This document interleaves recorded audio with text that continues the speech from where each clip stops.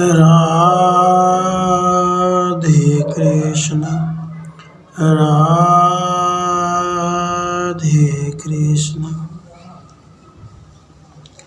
विरक्त एवं विवेक युक्त ज्ञानी तथा भोगासक्त मूढ़ की स्थिति में अंतर।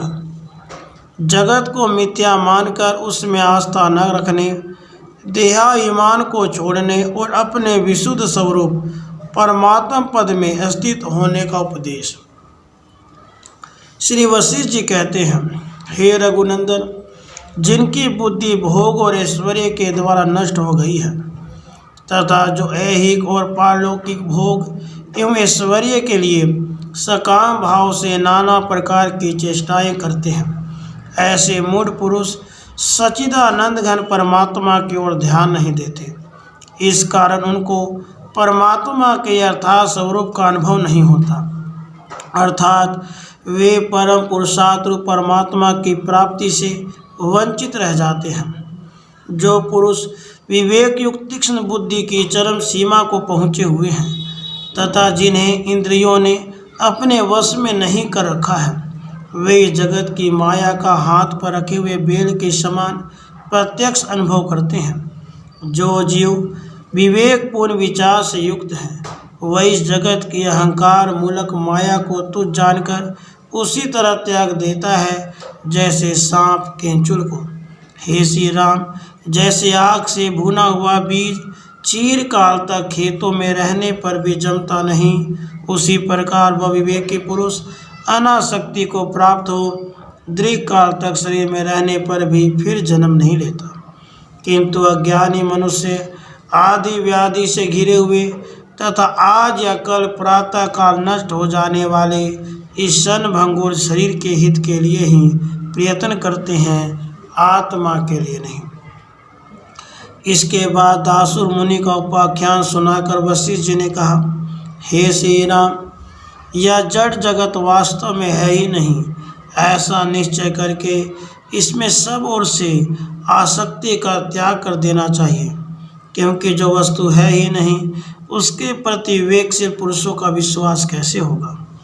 जैसे मन के संकल्प द्वारा कल्पित पुरुष अथवा मनोराज्य को, सौपन गर्जन समुदाय को तथा भ्रम से प्रतीत होने वाले दो चंद्रमाओं की आकृतियों को तुम देखते हो, उसी प्रकार मन की भावना से उत्पन्न हुए इस संपूर्ण दृश्य प्रपंच को भी देखना चाहिए, अर्थात इसे मिथ्या समझकर इसके प्रति राग द्वेष नहीं करना चाहिए। निष्पाप रघुनंदन, पदार्थों के सौंदर्य का चिंतन करने से जो इनके प्रति आंतरिक आस्था होती है, उसका पूर्णतः परित्याग करके तुम जिस चिन्मय स्वरूप में स्थित हो, वही तुम्हारा वास्तविक रूप है। उसी रूप से इस जगत में तुम लीला पूर्वक विचरण करते हो। सब पदार्थों के भीतर विद्यमान रहते हुए भी जो सबसे अतीत है, वह परमात्मा तुम ही हो। तुम्हारे सकाश मात्र से यह नियति विस्तार को प्राप्त होती है।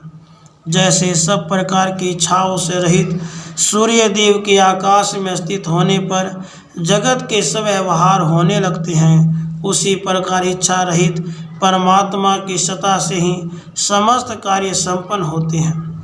जैसे रत्न सूर्यकांत एवं चंद्रकांत मणि आदि में प्रकाश करने की इच्छा न होने पर भी उसकी स्थिति मात्र से स्वतः प्रकाश होने लगता है, उसी प्रकार इच्छा रहित परमात्मा के सकाश से ही इस जगत समुदाय की प्रवृत्ति व्यवहार चेष्टा होती रहती है।